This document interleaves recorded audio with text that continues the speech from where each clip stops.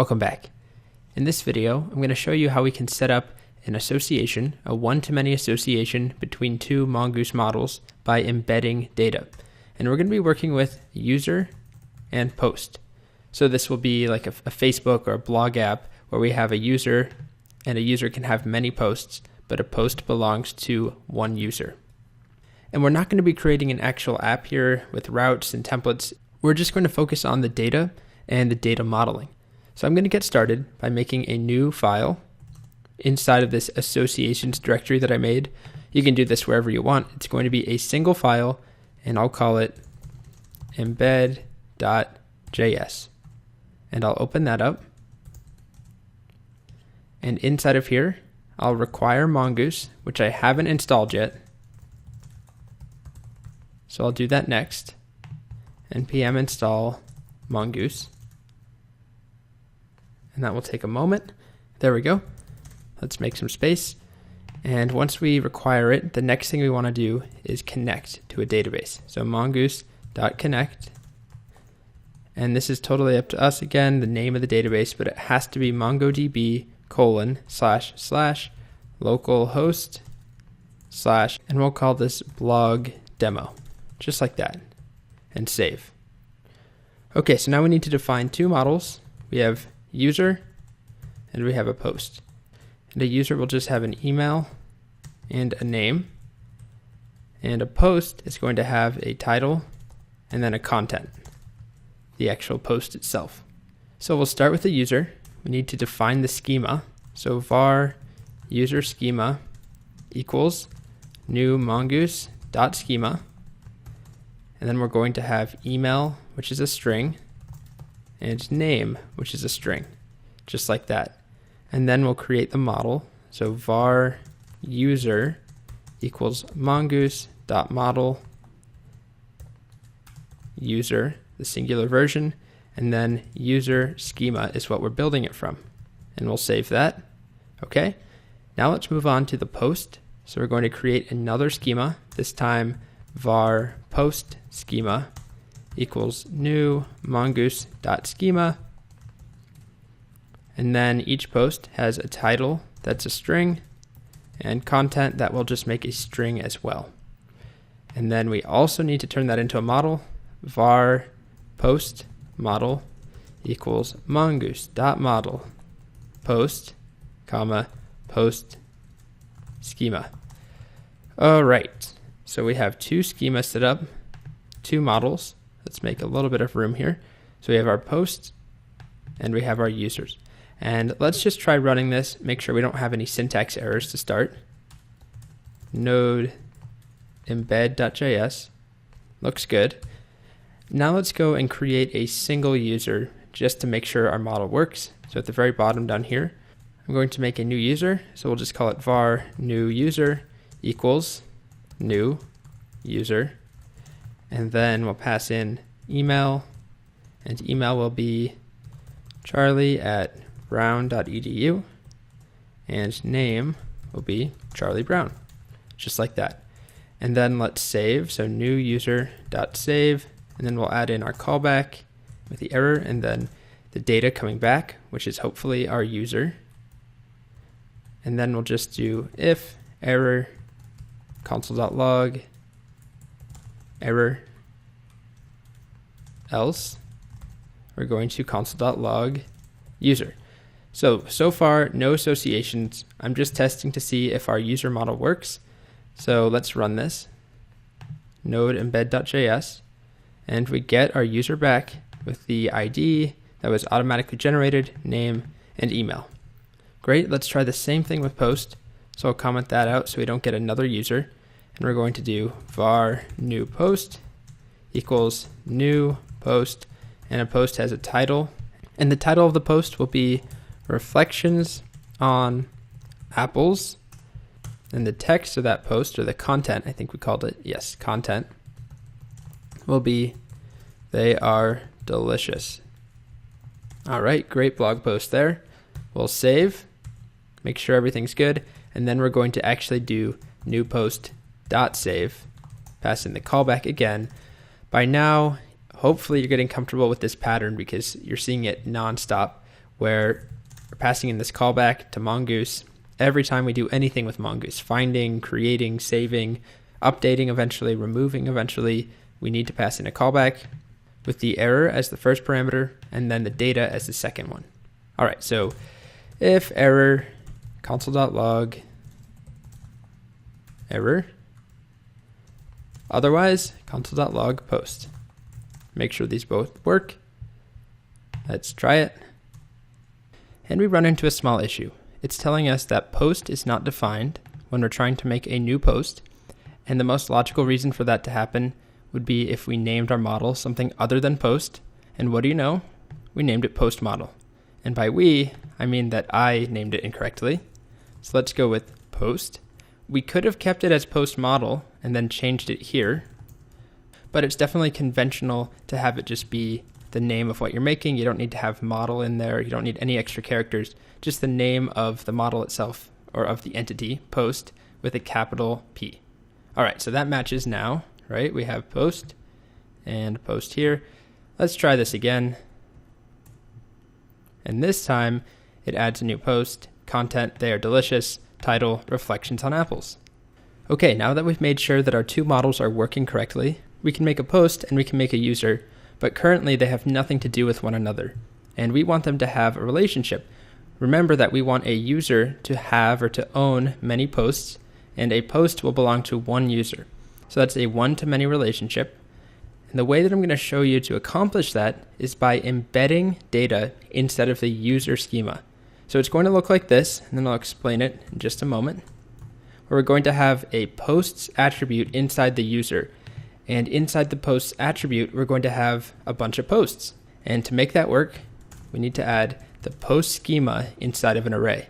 So rather than making posts a string or a number or a Boolean, we're telling Mongoose we want it to be a list, an array of posts. And we have to write post schema, which is a little bit confusing, honestly. I wish that it was just post, the name of the model, but it's just the way that it is. It needs to be the name of the schema. And we have one other issue, which is that if we run this right now, it's not going to know what post schema is. And that's because we're defining it second. So if we're embedding the data, we need to define it first.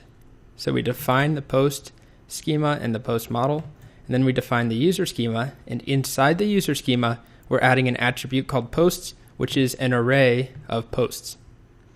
So if we do that, our data will look something like this, where we'll have a name for a user. Let's do email, and I'll just do gibberish, a name, and then we'll also have posts, and posts is an array, and inside that array we have multiple posts. So each post has a title and content, and a user can have many posts, just like that. And so for every post that we get, it will be a new post inside of the posts attribute on a particular user. So let's get that going. Let's create a user, and then I'll show you how we can add a post to that user. So we can just use our Charlie Brown here. New user equals Charlie Brown, although I'll change some of the emails and names because we already have Charlie Brown in the database. Let's go with Hermione at Hogwarts.edu, and then we'll change this to be Hermione Granger.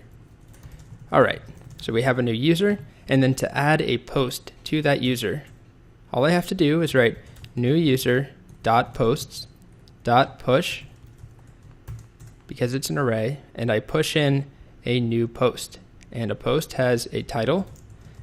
And the title of Hermione's post will be how to brew polyjuice potion. And then the content will be, just kidding, go to potions class to learn it. All right, whatever, it doesn't really matter. So we have a title and some content, and then we're going to push this post into new user, which we defined up here. And the last thing we need to do is save new user. So new user dot save, like that. And we actually already have this written, so I'll just reuse that and uncomment that. And this will try and save it. If there's an error, it will let us know. Otherwise, it will show us the user. And then let's comment out all the stuff down here about posts and just save that. And let's see what happens. So we have our post schema, which we defined. Then we have the user schema, and the new part is right here, where we have an array of posts inside of the user, and then we're creating a new user and pushing into that post array. Let's give it a shot. Okay, and we get back this user that we're printing here. Email is Hermione at Hogwarts, name is Hermione Granger, and then inside of posts, we have a new post. So that's working just fine.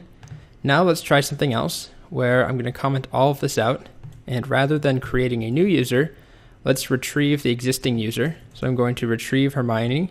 So I'll do that with user.find, and I'm going to use .find1. Otherwise, find will give me an array, and I just want one thing back. So we're going to do user.find1. We'll find where name is Hermione Granger, and then we'll do our standard callback, error, and we'll just call this user. Hopefully you're getting comfortable with that by now. This right here, the callback that we write pretty much every time we do anything with Mongoose. And then we'll just do an if error, console.log, error, and then otherwise, we'll console.log user. And I have an extra bracket I need to get rid of. There we go. So this is just to find Hermione back. Nothing new. We're just finding a user. And it works. We get the user coming back, where name is Hermione, email is Hermione at Hogwarts. Okay. Now let's suppose I want to add another post, because this is supposed to be a one-to-many. So one user can have multiple posts. Let's do that now. So inside of the else, once we find the user, we're going to run some code to add in a new post. And that looks like this. User.posts.push, just like before. And this time we'll push in another post. So we'll push in title. And the title is 3 Things I Really Hate. And the content will be Voldemort, Voldemort, and Voldemort. All right, very creative post there, Hermione. And we'll go ahead and save this. So we still need to do a user.save. And then we'll add in our callback afterwards.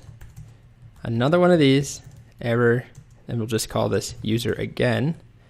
And inside of here, we'll do if error, console.log, error.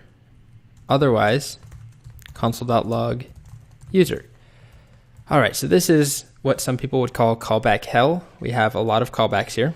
We have this first one, which is finding Hermione, finding that user that we're getting. And then we're pushing in a new post, but that doesn't actually add it to the database. We then have to save it. And so we do user.save. And this user right here, these two, are referring to the user that comes back when we find Hermione the first time. And then we're saving. And then this user is referring to what comes back from the save. So this user here now has the new post added to it and saved to the database. It's the data that is coming back to us from Mongo. And then we're printing it out. Let's try it now. So let me get rid of this first console.log. Just leave it like that. Let's clear. Make sure we don't have any other code running that's going to interfere with our console.logs. Let's run it. All right. So what we see is that we're now printing out a single user, Hermione, that has 2 posts. This first one and this second one.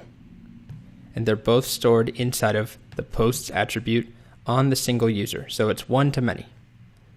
Okay, so that's all I want to show. Let's just reflect on this briefly. So we started by setting up Mongoose. Then we have 2 models, and they were independent to start. And then we associated them by adding this post schema array to the user schema. So now a user has an array of posts, and it starts empty, but then we added to it by pushing in post.push, and then we saved. In the next video, I'm going to show you another way of associating data using what are called object references.